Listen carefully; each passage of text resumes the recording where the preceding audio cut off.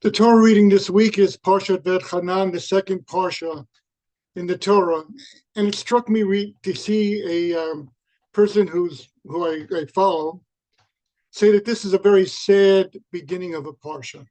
And if you think about it, why should that be? It's always read the week after Tisha B'Av, and it's sort of a celebratory time. Once we put Tisha B'Av behind us, we look forward to Shabbos Nachamu, wedding anniversaries, and taking a little bit of a break before we get into the serious preparations for the high holidays. But yet, VaEtchanan does begin in what seems like a somber way. It begins with Moshe pleading, imploring Hashem. And to take a look at it, it begins on chapter 3, sentence 23 in the fifth book of the Torah in Devarim. And just to look at the article translation for a moment, we'll just pick up the trend here a little bit. I implored Hashem, saying, my Lord Hashem,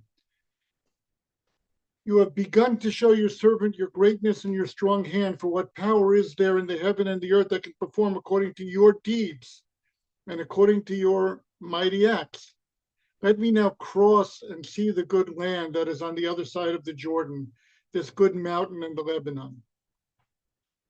Next sentence, but Hashem became angry with me because of you, and he did not listen to me. Hashem said to me, it is too much for you. Do not continue to speak to me further about this matter. Ascend to the top of the cliff, raise your eyes westward, northward, southward, and eastward. See with your eyes, for you shall not cross the Jordan. But you shall command Yehoshua, your successor, title of this class is Succession, and strengthen him to give him resolve, for he shall cross before the people, and he shall cause them to inherit the land that you will see only.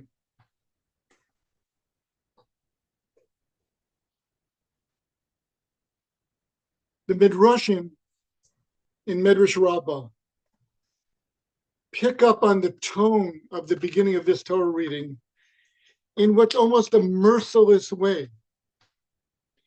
And remarks go to such things as, look how Moshe, who once upon a time ascended to the heavens, once upon a time could argue with Hashem, once upon a time could seemingly carry the Jewish people on his own back and rescue us time and time again. And here we see Moshe pleading, beseeching, asking Hashem, and his request being denied. A humble moment. What troubles me most is what then Hashem goes on to tell him. Hashem says, you'll see the land. Command Yehoshua and strengthen him and give him resolve.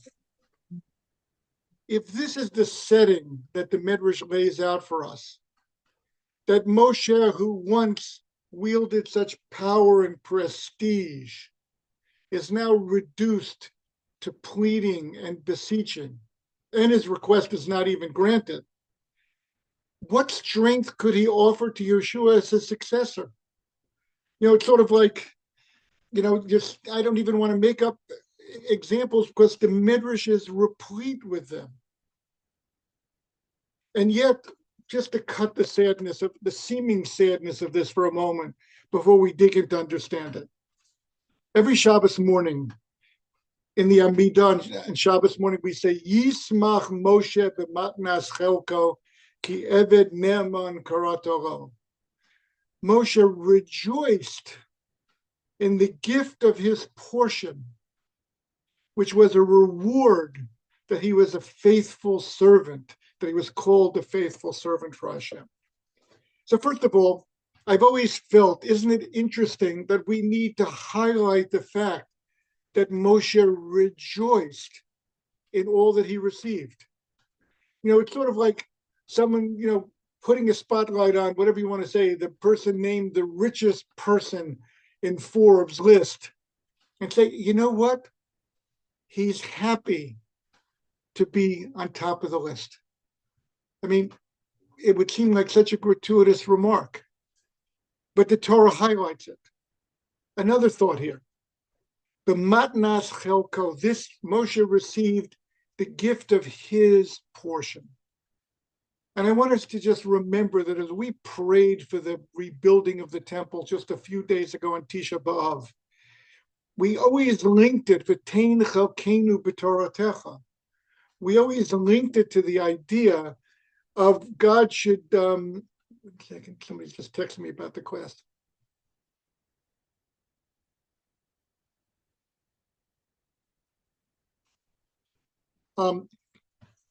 We always link the rebuilding of the temple to us being able to receive our full portion of the Torah. And obviously the implication is without the inspiration of a Beit HaMikdash, without the opportunity to go once, twice, 3 times a year and see palpably God's presence in front of us, without that added boost, we're all handicapped. We're all not able to muster the same enthusiasm and excitement and devotion and absorb the lessons of the Torah the way we really should. We're just not able to do that. So, but yet we yearn for our portion. So clearly, our portion doesn't mean we all get it all. Obviously, I mean, to use the trite example I gave before, there's only room for one person on the top of the Forbes list, albeit that certainly if you wanted to take away a couple of decimal places and put me lower on the list, I'd be more than happy to take that place as well. But that's not the point here. The point is this, that we have a concept that each of us has a defined portion set aside for us to make our own. I referred to this a couple of weeks ago. Jewish people have 3 portions. We have a portion in the world to come, we have a portion in the land of Israel, and we have a portion within Hashem's Torah. Those 3 portions are our birthright. They're part of our DNA. And of course, please God, with Hashem's help, we should acquire a meaningful chunk of the portion that's held out from us, utilizing all the means at our disposal. That's our goal in life. So let's just look at this davening on Shabbos morning. If you look in the Art Scroll Siddur, it says, why are we highlighting Moshe in his portion? So for several reasons. Moshe brought down the 10 Commandments on Shabbat morning, talked about Shabbos. Moshe, a Medrash says, asked Paro to give the Jewish people off on Shabbos and to have a day of rest. He knew from tradition of Abraham, Isaac, and Jacob that the 7th day was meant to be a day of rest. Moshe, again, it highlights the pivotal role Moshe played. And what we have to conclude, just on its face here, is that these final days of Moshe's life, because the book of Devarim really is the final 37 days Moshe lived on earth, from beginning to end. The words that he spoke, the prophecies he shared, the insights that he gave, the parting words to the Jewish people. Moshe rejoiced knowing this was his portion. And even though we see him humbly beseeching God here, it didn't leave him depressed. It didn't leave him daunted. And in fact, there's many, many comments of Rashi coming up that in this week's Torah reading, Moshe gets to work on the cities of refuge immediately. Why? They weren't going to be fulfilled in his lifetime. They're only meant for the Jewish people once they crossed the Jordan River, then all of them would become active. But Moshe was such a forward-looking, visionary person. Moshe understood from the get-go the instructions God gave him at the burning bush, which were, the Jewish people will return here, happened to be Mount Sinai, and they will receive a Torah. You will bring them to the land, although you yourself will not cross over with them. Those all part of Moshe's portion, but you will be the agent to take them out of the bondage of Egypt. You will be the leader who guides them through 40 treacherous years, and they weren't treacherous because of the snakes and scorpions or sun or lack of food. All those things were taken care of by God. They were spiritually treacherous times with the Jewish people striving to wear the clothing of the Jewish people as a nation, which God was providing for them, and so often failing, so often needing to grow into them with painful experiences at times. And Moshe oversaw that. That was his portion. And Moshe rejoiced in that portion, including the everlasting gift of Shabbos. So let's reconcile this, and let's first take a moment to really dig into the idea of what did Moshe fall from.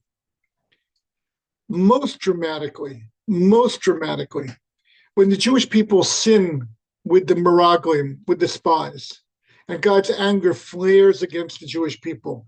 Rashi there, it's chapter 14, sentence 20, it's on page 806 in the Stone Chumash.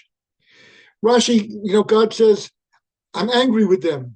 And Moshe says to him, God, way back years before, not years before, months before the sin of the golden calf, I questioned you whether your compassion could even extend to Rishoyim. Rashi brings down this conversation. So now, even at worst, even if you want to deem the Jewish people as evil at this moment, forgive them. Let's cling to the future. Let's fulfill the promises to Abraham, Isaac, and Jacob, this vision of the Jewish people going from the enslavement in Egypt and to occupy the land, to have a Mishkan for a few hundred years at the center where God's presence was obvious, and then to build the first temple. And then, even though they were exiled, to come back and build the second temple. And we might add, and even though we remain in exile for these 2,000 years, we are going to build a third temple. It's going to happen. So that's the context, that's the vision. It remains as vibrant as ever. And here's Moshe pleading. And what's the example for Yehoshua now? How could Yehoshua not think to himself, wow, if Moshe Rabbeinu, my teacher, who I've clung to, who I've never departed from his tent,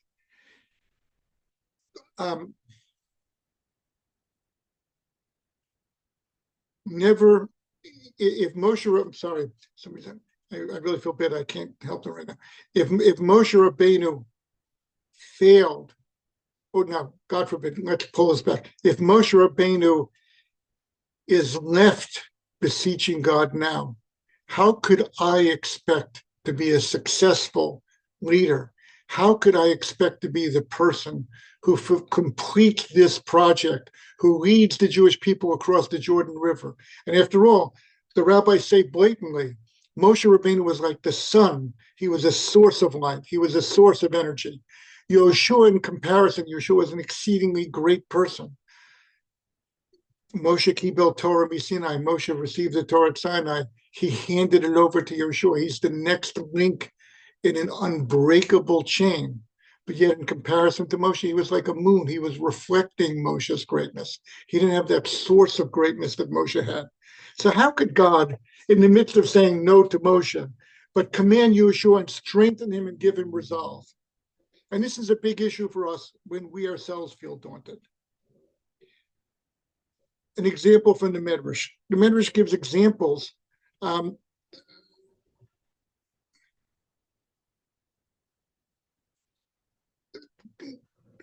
a season changing. The Medrash quotes a sentence in Daniel. God alters time and seasons.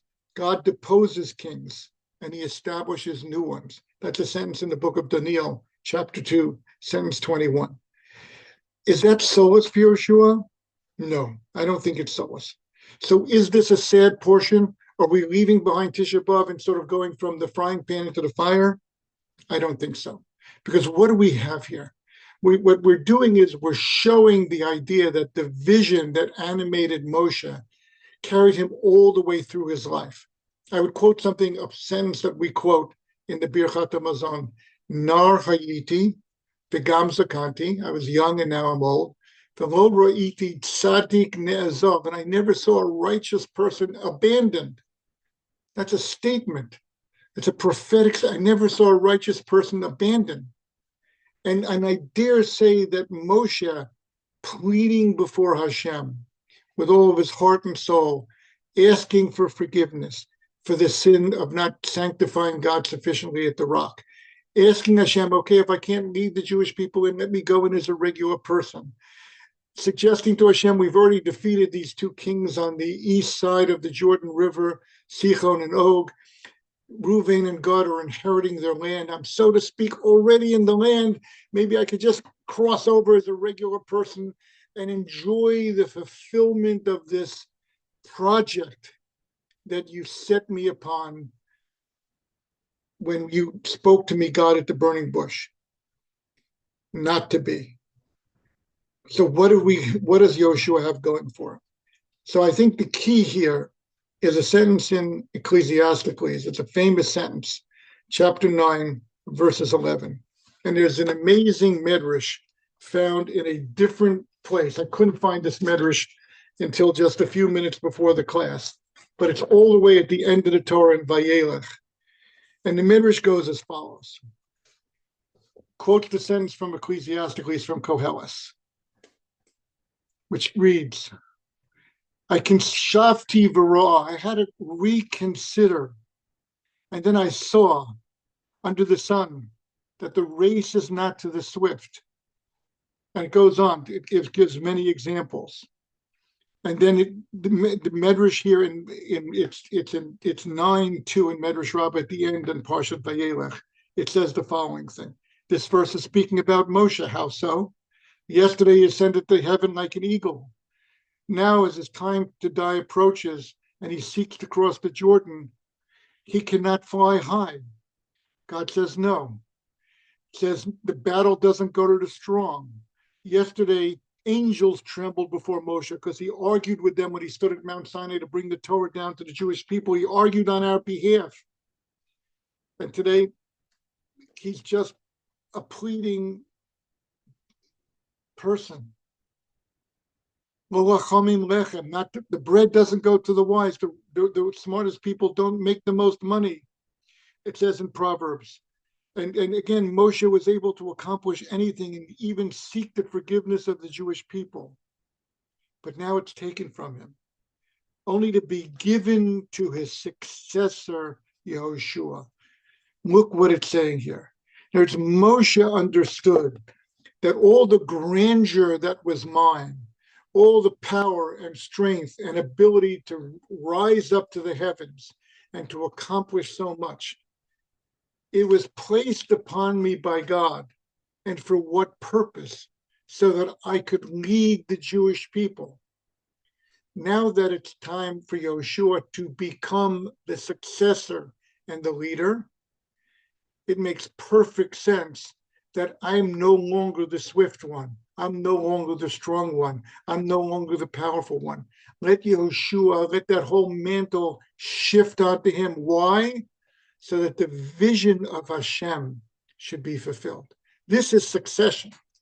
Succession is not, all right, I'm going to put in my 30 years so that I can, so these postcards I get from the guy who had the job before me sitting at the beach in Hawaii with his feet up and enjoying the surf, I know 30 years from now, I'll pay my dues, so to speak, and then I'll be the one sitting by the beach. No. The model that the Torah is giving us here is a profound, inspiring model, and it certainly inspired Moshe right to the last breath of his life when he ascended the mountain and when after he placed his hands upon Yoshua's head and conveyed the leadership onto him. The message is you had your turn at carrying the Jewish people and God's vision for the world forward for a lifetime, for up until the age of 120. The time has come for a successor, for you to pass that mantle of leadership onto the successor leader. And then the Medrash makes a small comment here. And it's a comment that can't be highlighted enough.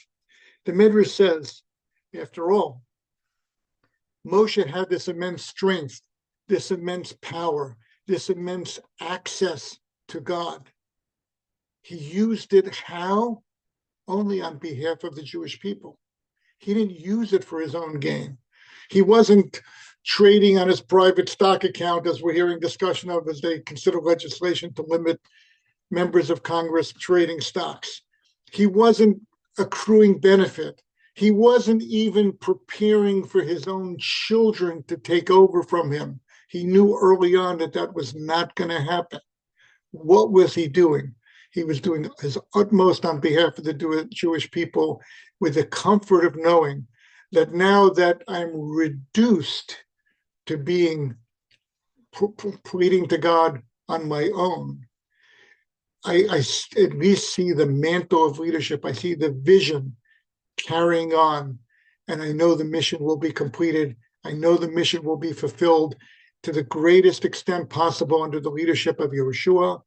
And then there'll be leaders after him, and there'll be setbacks, and there'll be exiles, and there'll be building and rebuilding and destruction, and all these things will take place. And God will, the same way that God empowered me, God will empower the successor leaders of the Jewish people. And we actually have a statement of the rabbis that says that even in our times today, we have to see our leaders as being invested with the leadership that God provided to Moshe.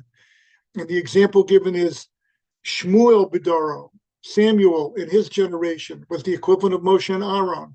And people we have today, believe it or not, they don't have Moshe's brightness. They don't have Moshe's encompassing vision, but they have enough that God gives them to sustain the Jewish people. And that's what it means, Lo Ra'iti Tzadik Nezov. A righteous person is never abandoned because he gets to see with his own two eyes that things continue on the pathway that they should. And here, and by the way, this is embedded in a comment by Rashi, because Rashi takes the word VaEtchanan, and I plead. And Rashi, it's a complicated word. It's given different meanings by different commentators, and it all has important implications for understanding prayer in general. But Rashi emphasized, VaEtchanan, I'm asking for something b'chinam. I'm not asking because you owe it to me, God. I'm not asking it of you on my previous merit. I'm appealing to you as an individual Jewish person, placing myself upon your mercy. There's nothing humble about that. There's nothing belittling about that. I've seen with my own two eyes how the depth and extent, just as Moshe says at the beginning, I've seen the power of heaven and earth, and the magnificence of Hashem's compassion, and the strong hand that God can utilize on behalf of the Jewish people.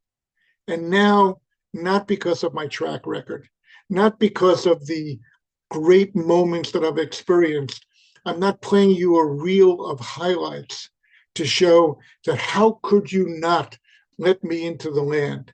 Because I don't see my accomplishments that way. I see my accomplishments as that you, God, elevated me to a position of leadership. You gave me the strength and understanding I needed as I needed it. When the Jewish people sinned at the golden calf, and I was in the supreme level on the top of Mount Sinai, Moshe can remember, what words did God say? God said, Lech, raid, ki shichet amcha. Go, come down.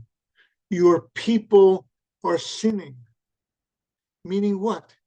Meaning, Moshe, you and I were just having this amazing Torah study session with depth and intimacy, face to face.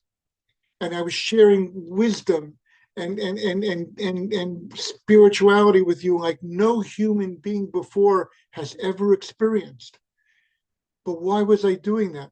On behalf of my people, on behalf of my creation, on behalf of the world, so that you could go down and teach them. But if they're now worshiping a golden calf, that disrupts our conversation, not because you're lacking in anything, but because you're being given these gifts as the leader of the Jewish people. Moshe understood that. And that's why Moshe had the greatness to stand before God at this stage of his life, in these final days of his life. And he didn't say, hey, God, I didn't want this job to begin with at the burning bush. I stuck it out. The Jewish people rejected me, and I still stuck it out. I stood at the sea before it split in a moment of panic, and you told me, why are you calling out to me? Move ahead. I went through, he's not playing a highlight reel, because Moshe understands that it's not to the swift goes the race. He was not elevated by God for the sake of being great. He was elevated by God for the sake of the Jewish people being greater and coming closer to earning their portion of Torah, earning their portion in the world to come, earning their portion in the promised land. That was Moshe's job. And now, as he understands and he stands before Hashem at the beginning of VaEtchanan, he says to God, I have no merit to place before you other than a request for kindness, a request not because you owe me anything, a request simply beseeching your compassion. And God said no, not the easiest thing for us to understand. But it certainly wouldn't diminish Moshe's Yismach Moshe b'matnat chelko. It wouldn't, his rejoicing in having earned the opportunity to be the conveyor of good, in a certain way, earned the opportunity to fulfill what God told Abraham at the very beginning. You will be a blessing. From you, blessing will come to the whole world. The world will be uplifted. This gives a person unbelievable strength. And I want to just relate it to something not really personal, but it was integral to my upbringing. I came to a yeshiva in 1968 as a young student, and the yeshiva was beginning to flourish. It was growing in terms of numbers of students. It had many distinguished people there who today are Rosh Yeshiva, who are recognized as international Jewish leaders. It was just unfolding. And everybody looked at our Rosh Yeshiva and said, wow, you're building such a tremendous yeshiva. And it would have been easy for them to think, and your father who started this yeshiva, Nebuch, he wasn't so successful. He started it in the middle of the Depression. He was revered by his students, but there were very few. The yeshiva never flourished. It never really attracted. It never was considered a tier one yeshiva. You're making it into a tier one yeshiva. And at Rosh Yeshiva, you couldn't have said anything more antagonizing to him than present that scenario, because he was crystal clear that his father was far greater than him, that his father had this amazing vision that every Jew in the world deserves a Torah teacher to inspire them, bar none. No one was disqualified. And believe me, when you hear, I can remember in my own ears words that were said to me when I was a young child in getting my early Jewish education, disparaging of American boys, stupidities. We didn't even have video games in those days for them to talk about, but, baseball, Yankees, Schmankies, what are they talking about? They're such infants, they're so immature. In Europe, I had students who were, who walked through the snow for 3 days in order to make it to the yeshiva and who lived on subsistence food, and all that is true. But that wasn't his vision. The yeshiva's father had a vision that I'm here to elevate people wherever I find them. I can give them a boost. And our Rosh Yeshiva, should rest in peace, who was Rosh Yeshiva for 60 some years, and who saw yeshiva grow, and he saw flagship yeshiva started literally from coast to coast, and in Israel and in many, many other places under his tutelage and with his devotion. He was sure about one thing.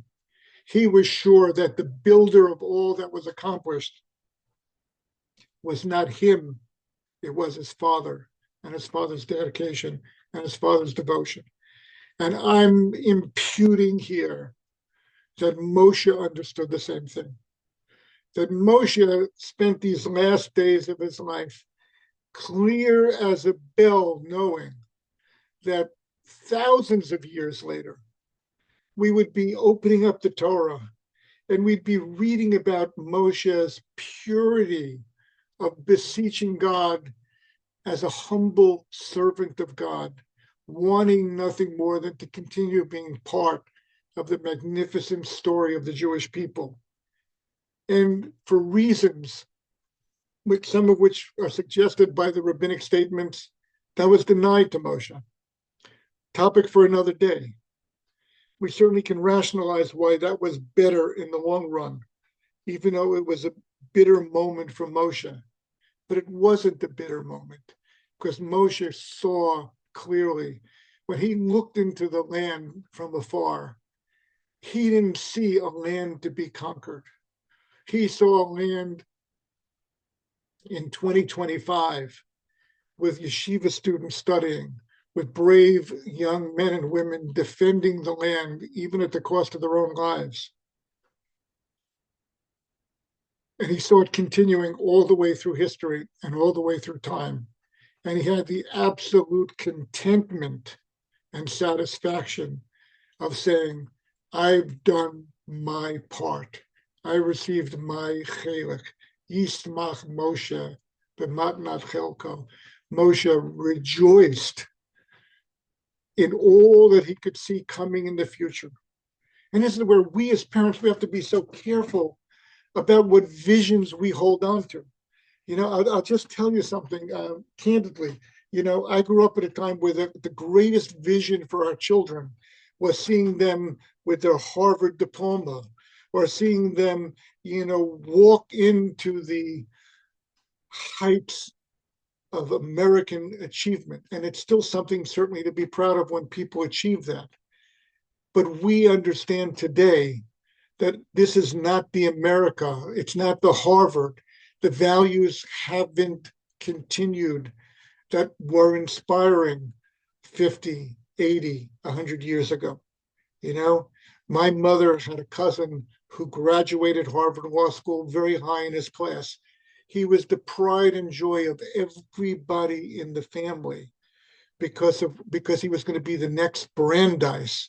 He was, whatever they expected. Unfortunately, he didn't live much longer after that. It's a personal story.